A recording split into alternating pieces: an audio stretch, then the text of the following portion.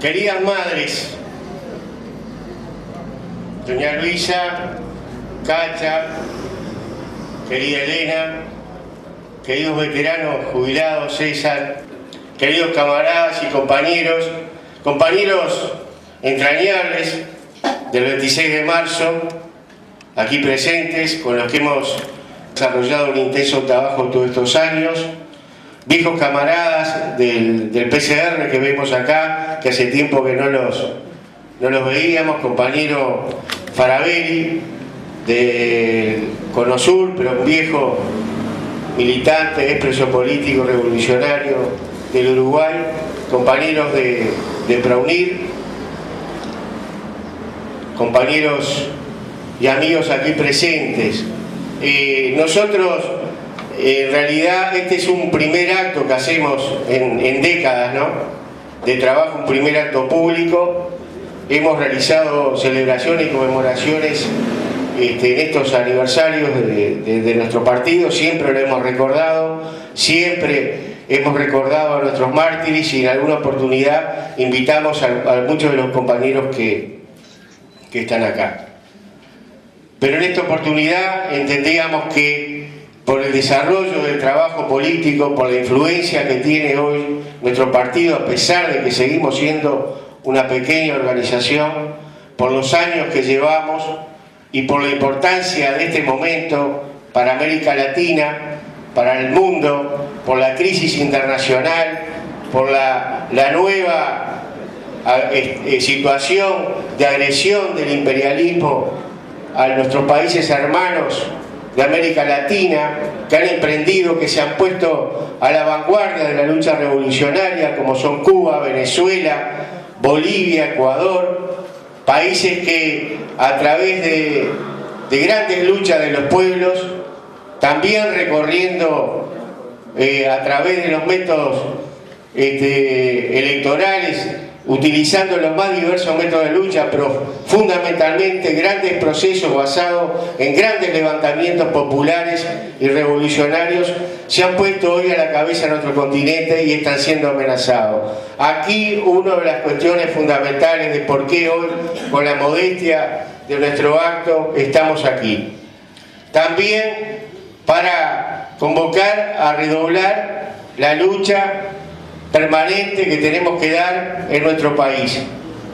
Pensamos de que este gobierno que está por terminar, la primera experiencia de gobierno del Frente Amplio, se ha comprobado, a nuestro entender, como un gobierno del oportunismo, como una experiencia que hoy ya podemos analizar claramente en base a los hechos y en base fundamentalmente a la entrega que han hecho de los intereses nacionales y de la clase obrera y el pueblo al imperialismo.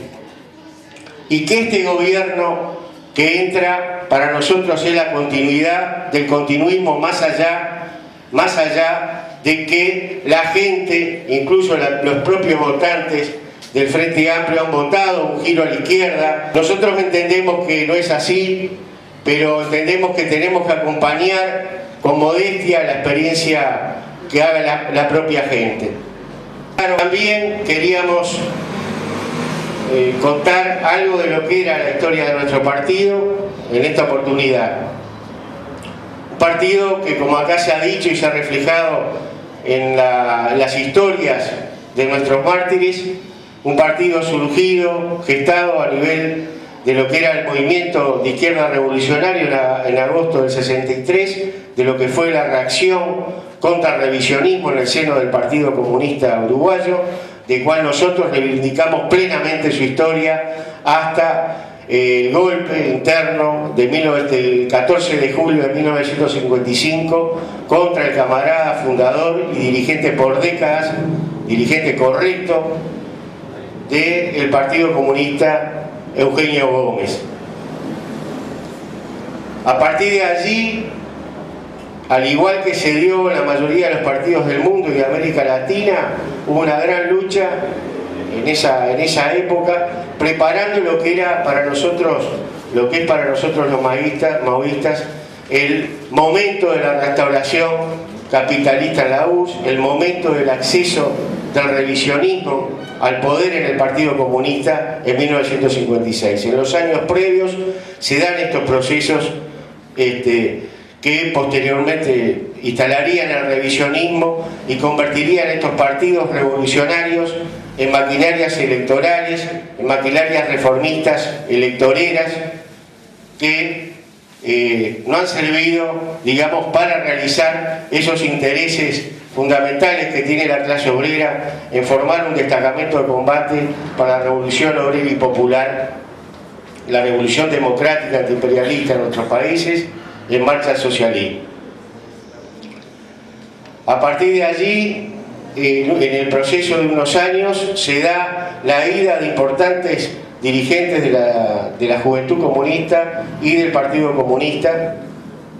Algunos conocen la experiencia de China y todos se sienten conmovidos, al igual que todos los movimientos surgidos en el Uruguay y en América Latina, los movimientos revolucionarios, por lo que fue la gloriosa primer gran revolución nacional liberadora en América Latina y que abrió paso también a un periodo de construcción del socialismo que fue la Revolución Cubana.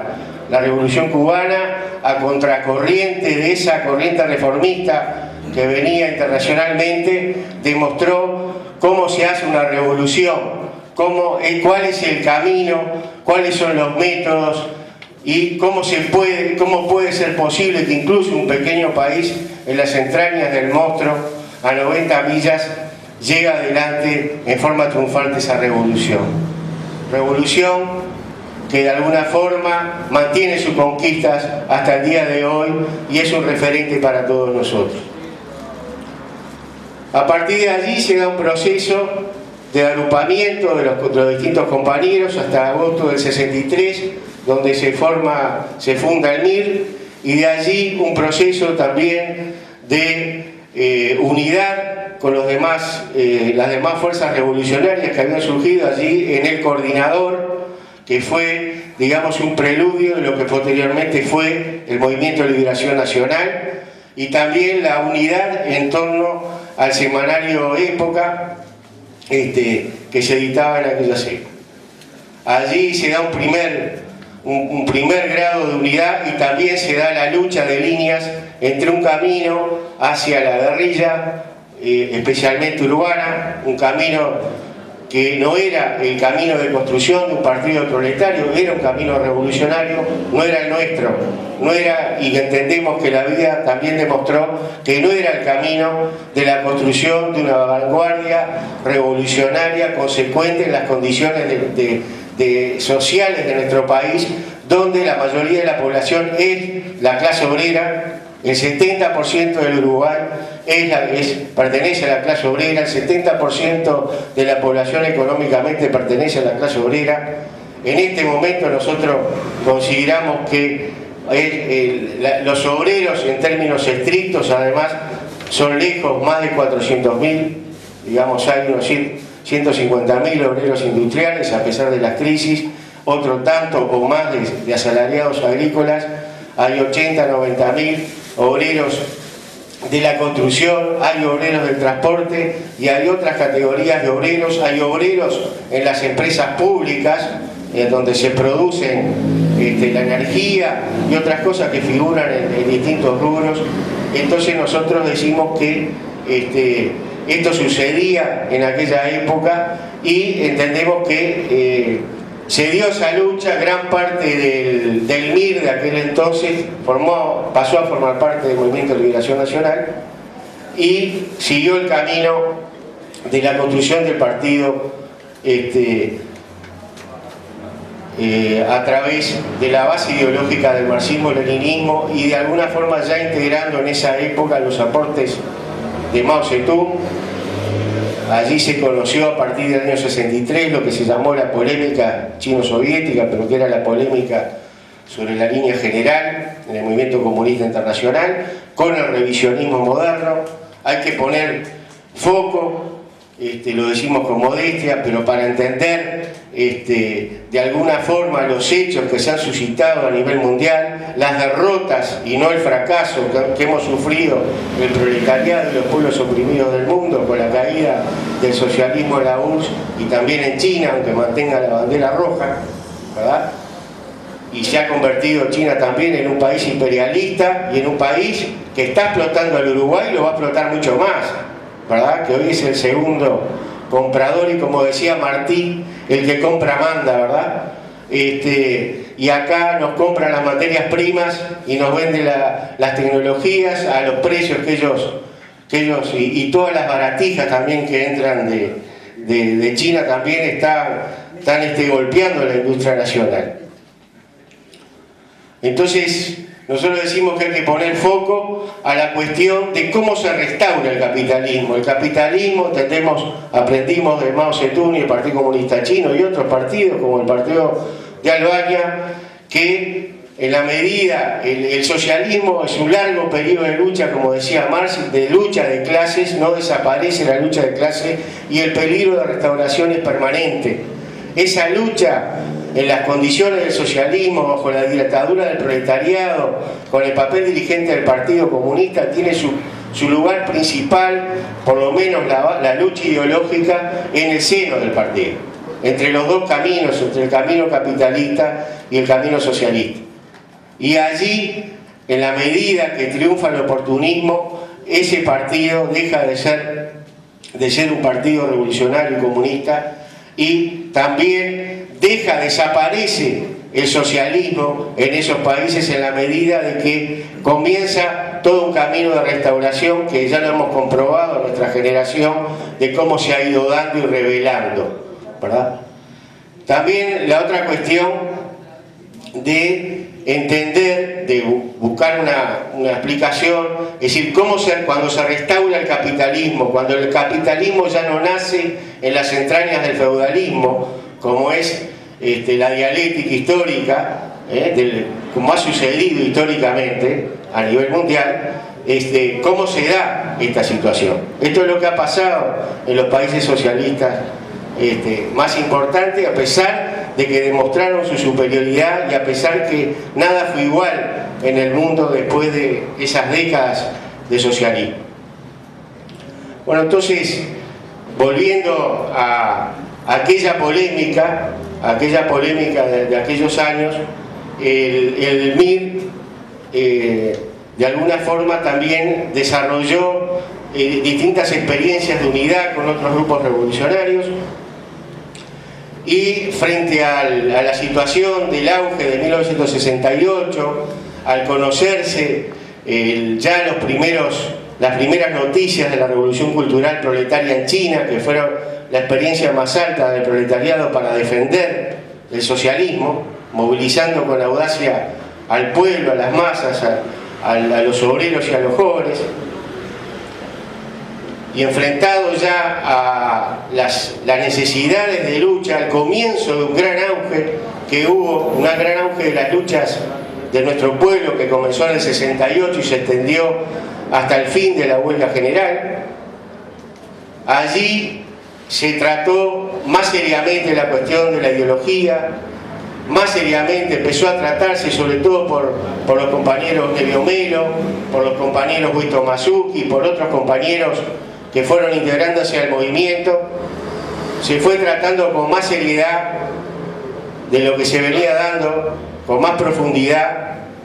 Se fue combatiendo el sectarismo y el dogmatismo, los bandazos en política, la organización tipo clan, el liberalismo, la fraseología, y allí se fue encontrando el camino que dio lugar al nacimiento en 1972, quizás en un año fundamental de todo ese periodo, en ese periodo de auge, donde se produjo la derrota militar del MLN, aunque en forma heroica.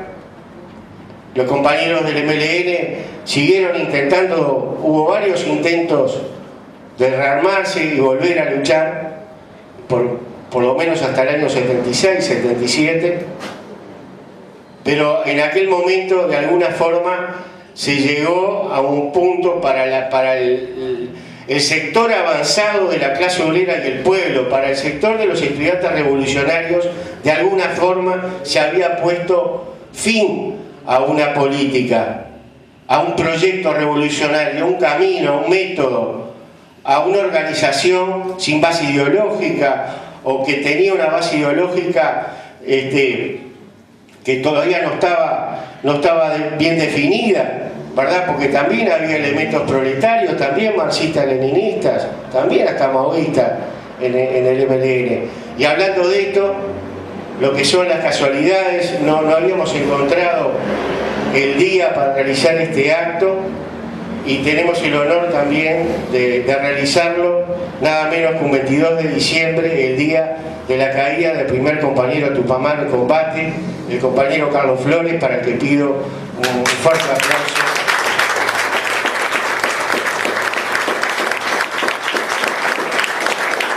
Nace nuestro partido con en la conferencia constitutiva y en ese proceso, por un lado, con banderas rojas bien ganadas, con la caída del camarada Santiago Rodríguez en agosto, con el camarada Joaquín Kluber, la caída del camarada Joaquín Kluber, lo que hizo suspender la conferencia constitutiva por esa caída el 6 de diciembre, y nace nuestro partido también en el año 72, luego de que se terminaron las ilusiones que se habían creado en aquel momento con un triunfo electoral del Frente Amplio, impulsado por el revisionismo, fundamentalmente, y los sectores reformistas que habían generado la ilusión de que se podía en aquel momento, no por las armas, sí por el camino electoral, llegar a un triunfo electoral y avanzar por ese lado con todos hacia el socialismo y cosas por el estilo. Y diríamos que en ese momento el partido entra en una profunda, además de desarrollar con profundidad una práctica revolucionaria basada en la línea antifascista que señalaba el peligro del momento, además de desarrollar líneas específicas por frente, una cosa nueva en nuestro partido que de alguna forma tenía una tendencia dogmática, repetitiva de lo que pasaba en China, de lo que decía Mao y quedándose en eso, no aplicando. O sea, en la propia lucha se fueron desarrollando experiencias de lucha y dirigentes de esa lucha que fueron capaces de llevar adelante una fuerte autocrítica en ese momento de la fundación. Una autocrítica por el estilo no leninista y el estilo no fraterno ante revolucionarios de crítica al movimiento de liberación nacional, que para nosotros siempre, por lo menos hasta el año 99, fue un movimiento revolucionario y mucho más sin duda en aquellos años. Podríamos tener diferencias, pero tendríamos que haber reconocido claramente, como después lo hicimos, el carácter de revolucionario, el carácter de compañeros, y no solo eso, sino que se definió al MLN como el aliado principal del partido, que lo fue hasta el año 99. Una autocrítica con respecto a la no participación en el Frente Amplio, que era un frente dirigido, hegemonizado por el revisionismo, y no solo el revisionismo, era un partido gigantesco en la realidad nacional que estaba movido, para nosotros, lo decimos con franqueza, por una superpotencia imperialista como en aquel momento entendíamos que era la Unión Soviética. Lamentablemente lo decimos porque somos comunistas. Y nosotros decíamos que de cualquier forma había que participar. Primero, que entendíamos que en el Uruguay el enemigo principal y en América Latina en general era el imperialismo yanqui, y que no había que asombrarse si en un frente contra el imperialismo yanqui había sectores prosoviéticos, proeuropeos o pro lo que sea de otros lados, ¿verdad?, que se enfrentaban a los yanquis. Pero además el Frente Amplio era un frente donde estaban las masas, fue una gran experiencia de masas. y por otro lado existía la corriente, que era un agrupamiento como el que siempre buscamos y aprendimos a buscar y lo seguiremos haciendo, un reagrupamiento de los revolucionarios, de todas las fuerzas radicales, combativas, que es el único camino que tenemos, porque la revolución no la vamos a hacer solos, ni la queremos hacer solos, ni la podemos hacer solos. Y nuestro pueblo necesita cuanto antes romper con la dependencia, mejorar su situación, lograr una nueva situación. Eso también nos enseñó nuestro partido ya de su fundación, por eso nosotros acentuamos la cuestión de la fundación, cuando la fundación del PCR.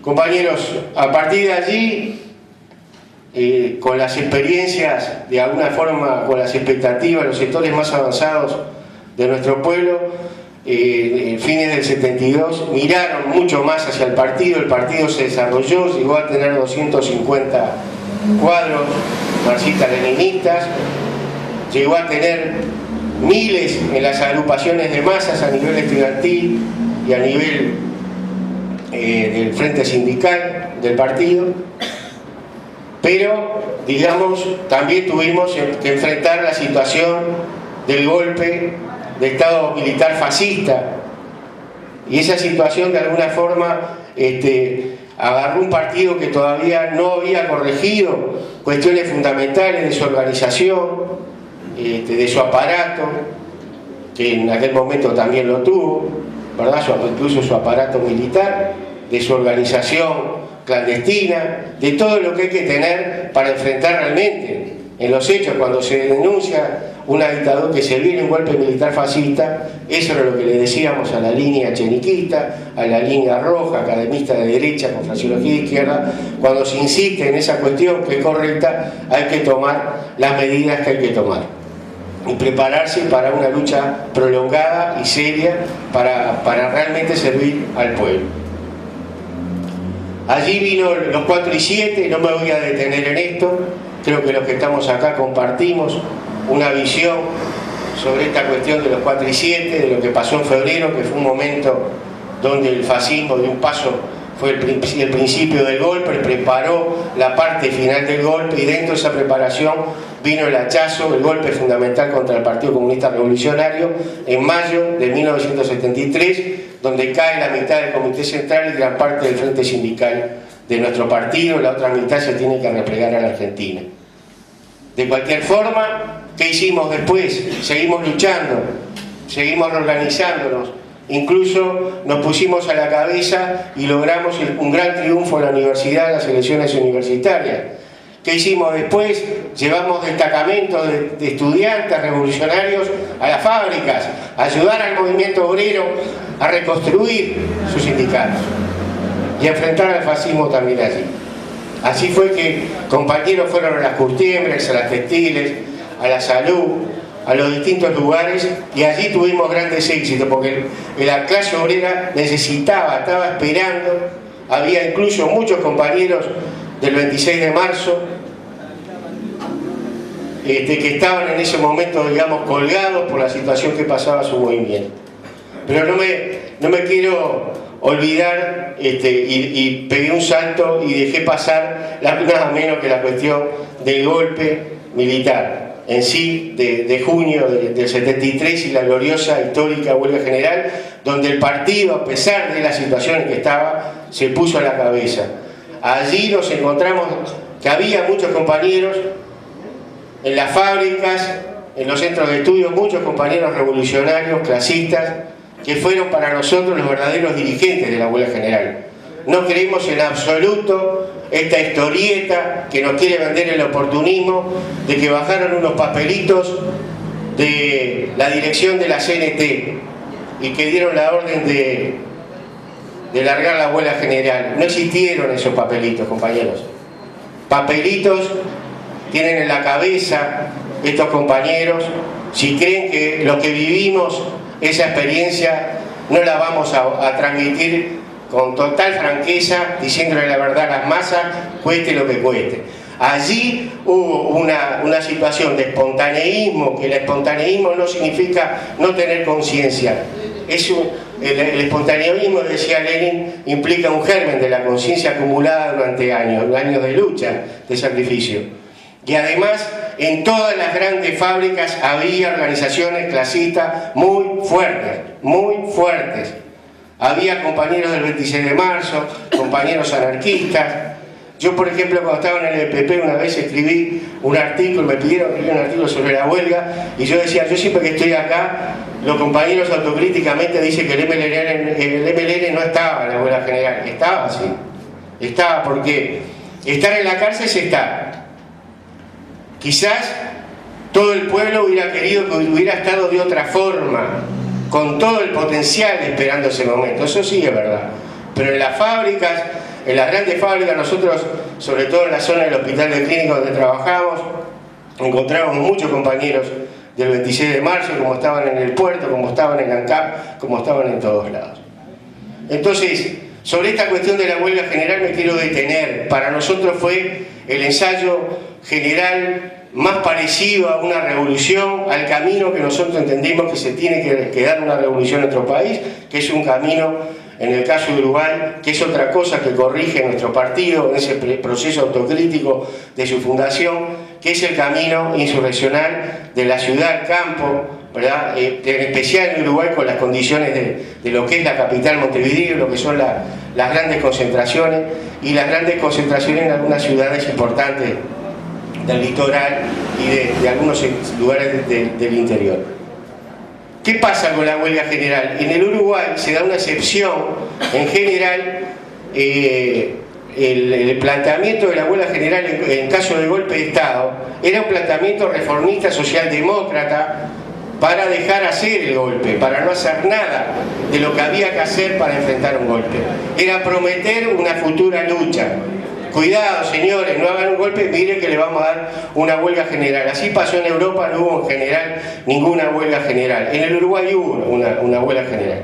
No la hubo cuando entendíamos, todos los que somos revolucionarios acá en el Uruguay, que tuvo que haberla, que de repente, quizás hasta en septiembre, octubre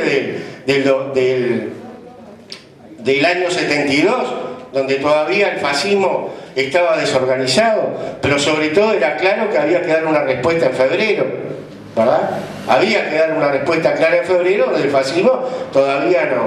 Pero lejos de eso, el oportunismo, lo que dice que dirigieron la huelga, ¿cómo se puede dirigir algo cuando se confunde algo? Cuando se muestra que la dirección del golpe hay que darla hacia otro lado, no hacia dónde hay que darla. ¿Cómo se puede dirigir algo cuando teniendo generales y coroneles como tenían las fuerzas oportunistas, ¿verdad? No, le decían al pueblo, le hablaban de peruanistas, de militares nacionalistas, etcétera, etcétera. Nosotros tuvimos algunos militares también, de mucho menor grado, pero viendo lo que pasaba en el Uruguay, lo que pasaba en América Latina, cualquier persona honesta intelectualmente se daba cuenta de lo que estaba pasando en el país. Acá se venía un golpe militar fascista, pro-yanqui. Eso era lo que estaba pasando acá y había que enfrentarlo. Y sin embargo en las calles enfrentaban a los que gritaban liberar a los presos por luchar. Ese es el enfrentamiento que daba el oportunismo y el revisionismo. Con todos los medios ni siquiera teníamos el derecho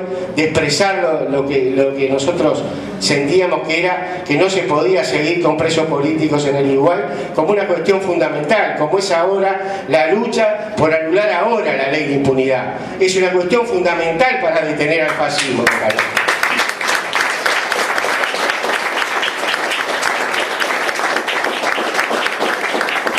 Entonces, por un lado, no separa el fascismo con amenazas de huelga general. Tampoco separa, esta fue una huelga heroica, fue lo más grande que hizo la clase obrera, pero tampoco separa con huelgas pacíficas.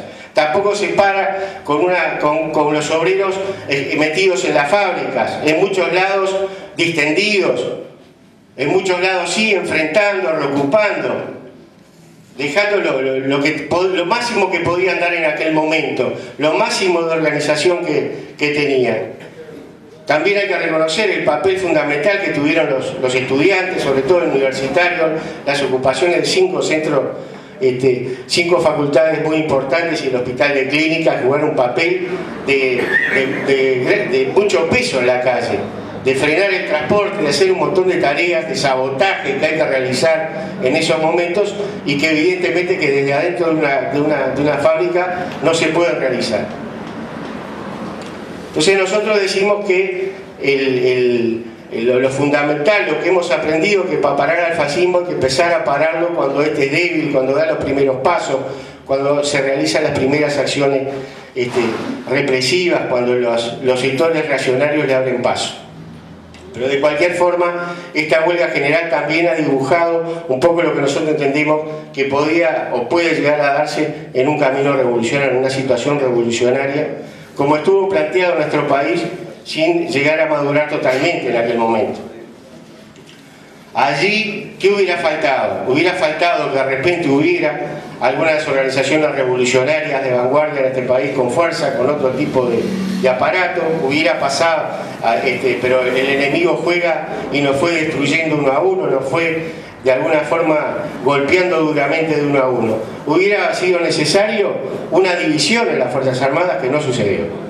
Ya se había producido una unificación, hasta cierta depuración, y nadie se animó a dar ese paso en aquel momento. Tampoco hubo levantamientos campesinos en un periodo, en años donde había bastante mayor campesinado que ahora y un peso importante de los asalariados agrícolas, nada menos que se habían destacado en lo que habían sido las luchas por la tierra que largó con Raúl Sendic y otros compañeros que encabezaron aquellas luchas. También queríamos decir que nosotros a partir de allí tuvimos, no vamos a detallar allá, permanentes periodos de reconstrucción, tuvimos una represión, como contaba Avi, que avanzamos en el 74, en el movimiento estudiantil, en el movimiento obrero, hasta diciembre, donde nosotros nos planteamos un paro general contra la dictadura. Ese paro se bajó, el PC, que era el único sector que quedó finalmente planteándolo, y el 13 de diciembre con la desaparición del querido camarada Chiqui, Luis González, comienza una nueva ola represiva que con altibajos se frenó un poco por enero, pero luego en febrero empezó nuevamente y nosotros seguíamos de alguna forma destinando compañeros que se iban a Argentina a replegarse y otros compañeros que trataban de recuperar trabajo, de reorganizar trabajo. Esa fue la lógica permanente que tuvimos esos años. Al mismo tiempo, a la interna del partido también tuvimos, que esto lo queremos decir porque pasan estas situaciones y todas las organizaciones revolucionarias lo han sufrido, la lucha interna, las fracciones que aparecen en esos momentos de debilidad mientras golpea la derecha, el fascismo, la represión, también desde adentro, y en este caso lo que era la fracción echeniquista, también hizo de las suyas, tratando no solo de destruir el partido, sino destruir lo que era ya un nuevo reagrupamiento revolucionario muy importante y de mucha perspectiva, que fue la Unión Artiguista de Liberación, que se fundó en la Argentina con el compañero Berro, con los compañeros del MLN, con los compañeros del GAU, con muchos compañeros revolucionarios, ¿verdad?, que después sufrieron en distintos momentos una dura represión. En el año 75, de alguna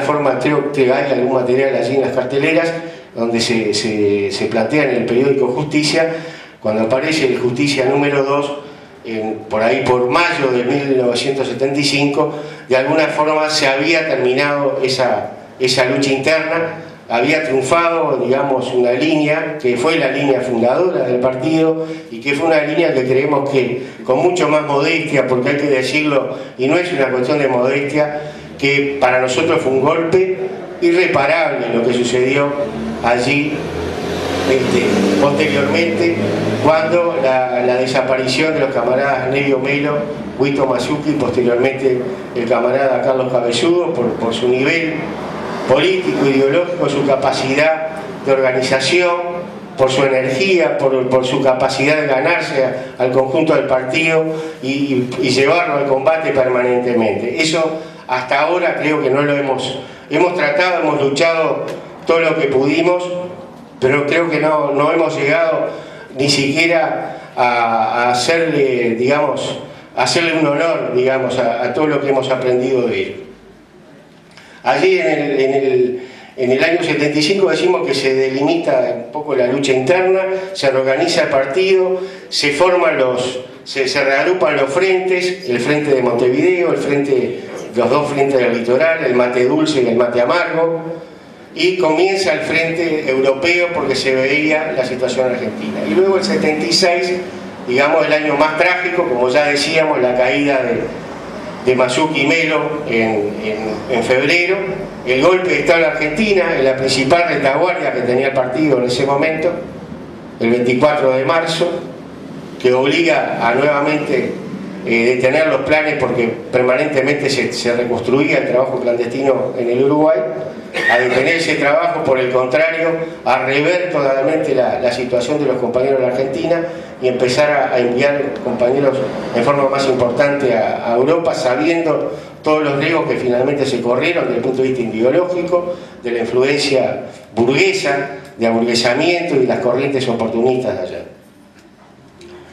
Y en septiembre de 1976, decimos por eso el año trágico, muere Mao Zedong. Y no es solamente, por supuesto, lo que significa la muerte de Mao Zedong, de un gran líder del movimiento comunista internacional, sino porque a partir de ahí comienza la restauración y la instalación de la camarilla de Deng Xiaoping, en todo el proceso de reformas económicas en China. China deja, por supuesto, de ser un país socialista, internacionalista, solidario, y cae la principal retaguardia que tenía no solo nuestro partido, los partidos revolucionarios de todo el mundo. De cualquier forma, ¿qué hizo nuestro partido? Fortaleció el frente de Montevideo, por ejemplo en mi caso, u otros casos de compañeros, otros en el litoral. Siempre se volvió a fortalecer los frentes más duros, los frentes clandestinos, a mantener la prensa clandestina. Vino la represión de fines del 77 hasta principios del 78, que ya se ha mencionado acá, que nos ha costado varios desaparecidos y muchos presos políticos. Y el partido, de alguna forma, para resumirlo, mantuvo en todo momento fuerzas acá en la clandestinidad. En el exilio se realizó un congreso que para nosotros siempre fue un congreso correcto desde el punto de vista de los planteos que hacía, pero lamentablemente los compañeros o los camaradas que estuvieron en aquel congreso, creemos nosotros que cayeron la mayoría en el liquidacionismo, no siguieron la lucha. También creemos que de alguna forma allí influyó mucho el revisionismo chino, que evidentemente necesitaba cambiarle la cabeza a mucha gente, ¿verdad? Y que hubieron en aquellos momentos, por lo menos que lo que nosotros sabemos, un par de delegaciones donde la línea, digamos, ya no era, ya casi ni de imperialismo se hablaba, por lo que nos cuenta algún compañero. Y así llegamos a la salida de la dictadura. Cuando salimos el 13 de diciembre, la salida del último camarada del PCR del penal de Libertad, en diciembre salen los últimos días, y ya inmediatamente se empieza a formar conventuales, que era la organización de sindicalistas, de compañeros que estaban en los sindicatos y amigos de los camaradas en los sindicatos. Y en principios del 85 se forma el colectivo, pasan por ahí decenas de compañeros venidos del exilio, compañeros de la clandestinidad, compañeros presos políticos, y allí, digamos, si bien nos reagrupamos, algunas decenas de compañeros, sufrimos realmente una derrota. No se aprobó, digamos, quedó en minoría las posiciones de reconstrucción partidaria, y se tomó por el camino, un camino que tenía también su utilidad, a pesar de todo, que nos mantenía unidos y que nos mantenía luchando, que era el camino de reagruparnos en torno a una revista sindical clasista, que es La Prensa Sindical, que salió hasta el año 92, que tuvo su buen trabajo. Se fundó el Encuentro de Militantes Sindicales, allí, que llegó a tener 300 militantes sindicales en los primeros años de la salida de la dictadura, eso era mucho. Y luego, en ese proceso, nosotros fue cambiando la correlación de fuerzas, y en 1988 hacemos lo que llamamos el Congresito, donde se recupera, se aprueba la reconstrucción del partido sobre su base ideológica, su historia, en fin. A partir de allí se empieza a estudiar más decididamente, se empieza a proyectar un trabajo partidario de otra forma. Se trata también de delimitar campos en el terreno político e ideológico para construir un partido de la clase obrera, y también sucede a fines del 88 las reuniones que dan el proceso de fundación del MPP, esta fuerza que bueno, parece que le ha ido bastante bien últimamente, pero no, es la apariencia, ¿no?, lo que ha quedado y no es lo que había. Nosotros jamás nos olvidaremos de las primeras reuniones revolucionarias realmente del MPP, que llenaban cuanto local había y la gente se quedaba hasta las 3, 4 de la mañana discutiendo, campesinos, obreros, trabajadores, estudiantes, gente que quería hacer la revolución en este país.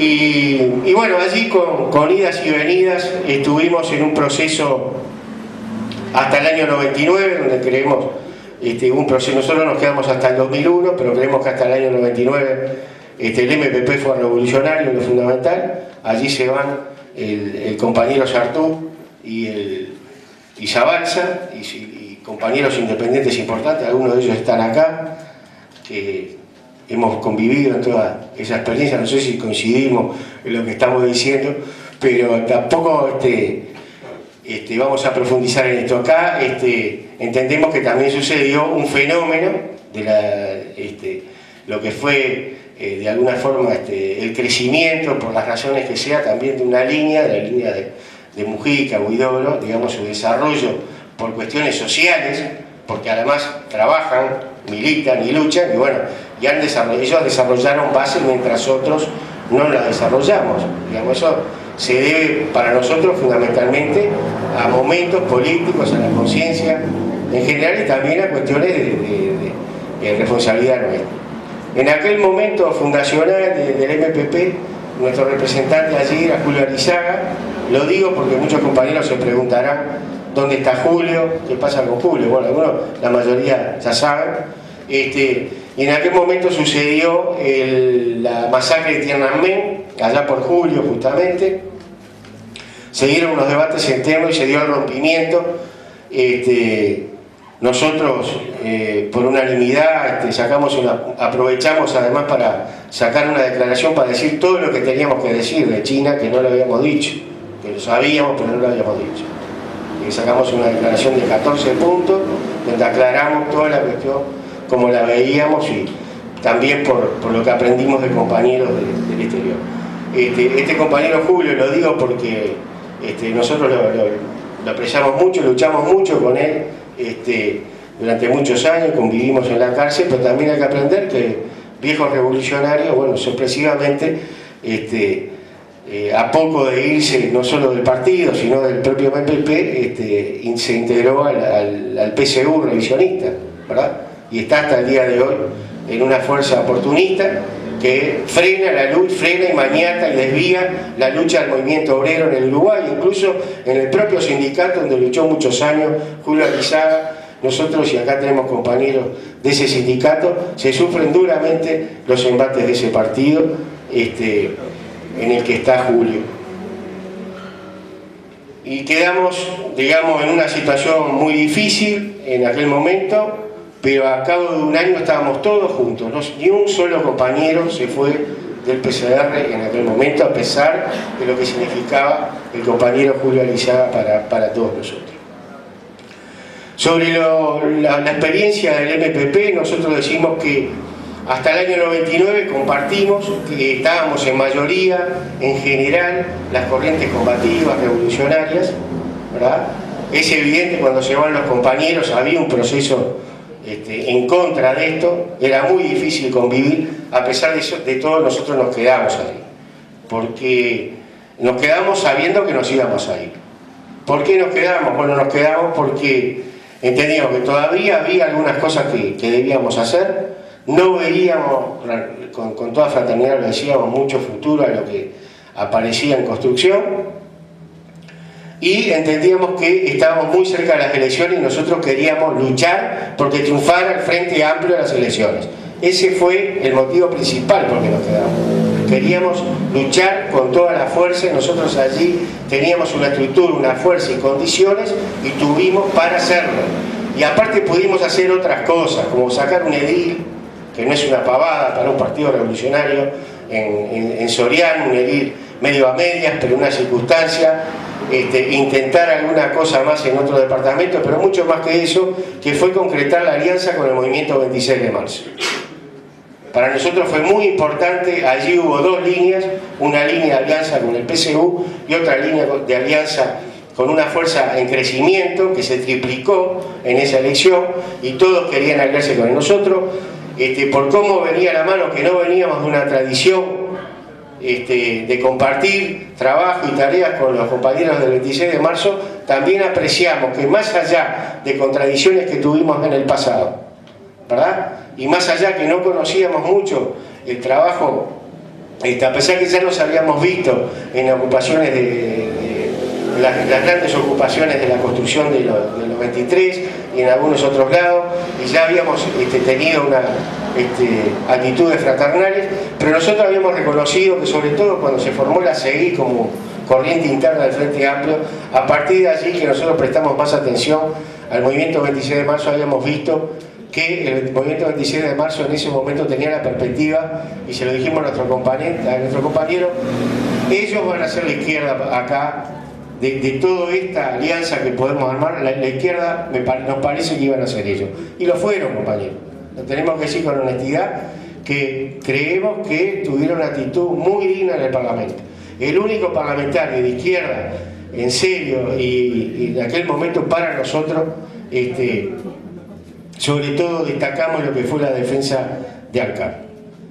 Y a partir de ahí, simplemente, digamos, a partir del 99, después de las elecciones, después de que tratamos de ir al máximo, incluso hablamos con todos los dirigentes destacados del MPP, teníamos un entrañable amigo allí, compañero, como era Marcos Abelenda, con Cuartino, que falleció, antes de asumir, falleció el 13 de enero del 2000, hablamos con las distintas corrientes que había allí, teníamos alguna expectativa en Marenales, en otras personas, y bueno, de allí pasamos a esperar el momento, y el momento fue, prácticamente ya no concurríamos al Ejecutivo, y el momento fue frente al 5º Congreso, nos fuimos algo.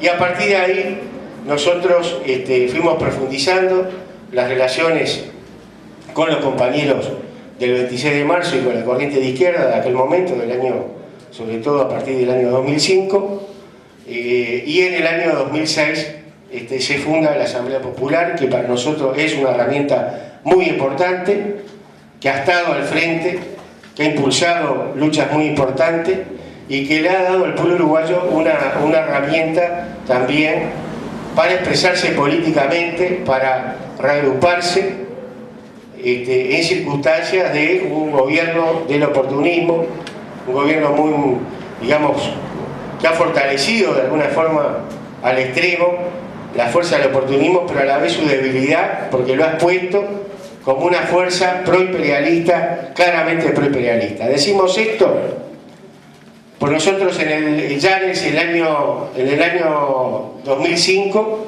tuvimos que enfrentar con la marcha por el agua lo que fue el decreto, desconociendo el plebiscito que triunfó por el 64% del plebiscito que hubo por que quedara el agua, la cuestión del agua en manos estatales. Luego la instalación de Bodnia. Todos esos meses, todos los compromisos, la reafirmación de todos los compromisos internacionales con el Fondo Monetario. Se empieza a pagar a rajatabla la deuda externa. Nos enteramos en el 2006 por boca del senador Saravia, del propio sector de de Mujica, que el año 2005, además de la instalación de Bondia y todo esto, el año 2005 fue el año de mayor concentración, venta y extranjerización de la tierra de la historia del Uruguay. 750.000 hectáreas, hecho que se ha repetido. Hoy se han llegado a las 6 millones, gran parte de las cuales se han dado a las multinacionales, a los monopolios imperialistas. Hay un caso, como es el caso de Tora Enzo Arauco, que logra unificar más de 250.000 hectáreas, que equivalen a 5 departamentos de Montevideo.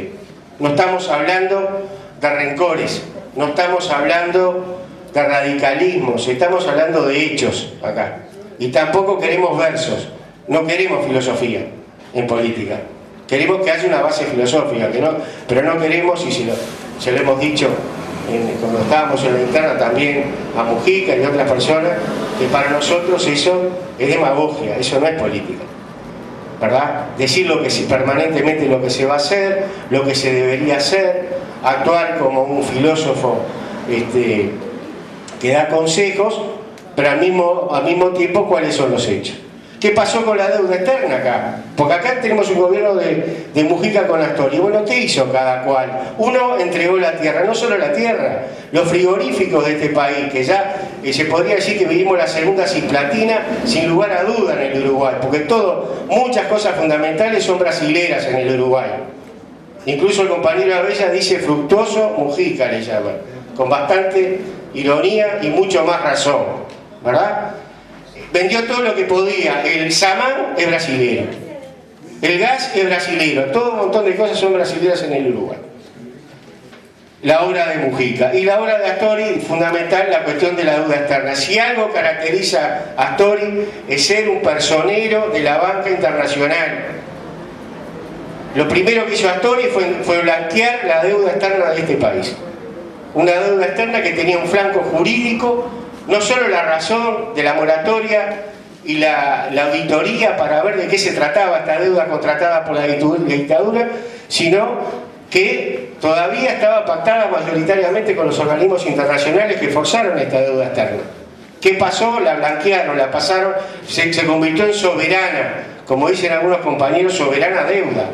Es lo que nos quedó. Es una deuda que ha crecido 10.000 millones de dólares en 5 años, o por lo menos 4, de la bonanza económica más grande de las últimas décadas. ¿Para qué se endeudaron? ¿Para qué se reendeudaron? ¿Para pagar deuda? Es lo que siguen haciendo ahora, este atraso cambiario que se vive en este país. No es porque la moneda de Estados Unidos está cayendo en el mundo solamente, es porque se están emitiendo nuevamente papeles en unidades indexadas que dan con grandes intereses, que reciben además como interés cuando se devuelven a dólares esas inversiones, los especuladores cobran también el porcentaje de inflación y también la caída de la moneda. O sea, en algunos momentos, en el año 2007, la ganancia de los especuladores financieros fue del 25% en dólares en este país. Ese es Astori, el que les dio zapapa, les dio todo, les pagó toda la deuda, reendeudó hasta el 2040. Porque si dijéramos que hay gente que habla, digamos, compañeros que a veces hablan de la Constitución, de la constitucionalidad de las cosas, creo que algo que habría que plantearse que es algo tremendamente antidemocrático, anticonstitucional, que un gobierno endeude un país por 40 años, digamos, como se han endeudado, porque nosotros hemos emitido hasta el año 2040, ¿para qué? No se sabe, o sí, lamentablemente lo saben. Y bueno, nosotros decimos esto no porque no tenemos ningún rencor, no tenemos nada personal en todo esto, pero sí tenemos alguna responsabilidad con la clase obrera y queremos prepararnos para la lucha. ¿Qué está pasando, como decía el compañero, además, en estos momentos se está pasando los cierres de fábrica? Van a empezar a darse algunas repercusiones de la crisis internacional, de una recesión que existió. Este año técnicamente hubo una recesión en el Uruguay, como le han dicho algunos blancos y colorados al gobierno, decir, bueno, acá cayó la industria, cayó el agro, cayeron las exportaciones y no hubo recesión. Esto no lo entiende nadie. ¿Qué pasó? Acá, porque hubo un 0,5 de crecimiento en el segundo trimestre, no hubo recesión. Nosotros no creemos en esa cifra, ni creemos en esa forma de ver las cuestiones económicas seriamente. Acá hubo y posiblemente haya recesión. O sea, se pasa del 7-8% de crecimiento a un crecimiento cero, y acá no hubo recesión, y acá no pasó nada, y no nos afecta la crisis internacional. Y apenas pasan las elecciones, empiezan a cerrar fábricas. En la salud y la educación, lo que se está viendo en estos momentos es permanente recorte, que anuncian además una reforma del Estado. Sabemos en qué consiste estas cosas. Compañeros, para terminar, quería decirles que van a encontrar en el Partido Comunista Revolucionario un firme compañero para estas luchas que tenemos por delante, que van a empezar a corto plazo. Van a tener un compañero en cada agrupación, en cada lugar, en cada sindicato, en cada lugar de estudio donde nosotros estemos. Van a contar con un compañero, un camarada del partido, que va a hacer los mayores esfuerzos de construcción de herramientas realmente populares, sindicales, democráticas, al servicio de la lucha. También van a encontrar compañeros en el reagrupamiento de fuerzas radicales, combativas y revolucionarias que tenemos en la Asamblea Popular, una fuerza que nosotros entendemos que tiene mucha perspectiva, que se va a desarrollar, que se ha desarrollado. Creemos, hacemos un balance de las elecciones en que consideramos que hubo un avance importante en la conciencia de la clase obrera y del pueblo uruguayo. Por primera vez en el Uruguay hay 15.600 personas de izquierda revolucionarias que no votan a la derecha tradicional ni al oportunismo. También hay 15.200 votos rosados solo. Qué lindo, hasta el nombre es lindo, porque es una cosa que nadie lo hubiera ni inventado ni adivinado, que hubiera una definición política así. 15.200 votos rosados solo. Pero además hay otros miles de votos que se han expresado en el anulado, en el blanco y en cierta abstención que hubo. Y ni que hablar de lo que se expresó en la segunda vuelta, en este sentido del anulado y el blanco y de la abstención, que fue mayor. Estamos hablando de decenas de miles de compañeros, de decenas de miles de obreros, estudiantes, jubilados. ¿Verdad que acá nosotros, a nivel de la Asamblea Popular, hemos aprendido mucho de la firmeza, de la puntualidad, del ánimo que tienen los compañeros de la coordinadora de jubilados y los compañeros del MODEJE? Ojalá lleguemos en unos años a estar en una marcha a las 8 o 9 de la noche, como hemos estado, con 2 grados bajo cero, como ahora están ellos, al firme, y hasta que no se termina, son los primeros en llegar, y hasta que no se termina el acto no se van, y no se quejan de nada, y gritan y pelean, y luchan todos los días. Los vimos acá en este local, con disciplina, con seriedad, trabajando también en la campaña electoral. Así que, compañeros, van a contar con nuestras fuerzas, con nuestro ánimo, con la fe que tenemos, y les decimos que le agradecemos profundamente a todos ustedes que nos han hecho el honor de un día tan particular para nosotros, de tanta importancia histórica para nosotros, estén presentes con nosotros, y lo estarán de aquí en más en nuestros corazones. Muchas gracias.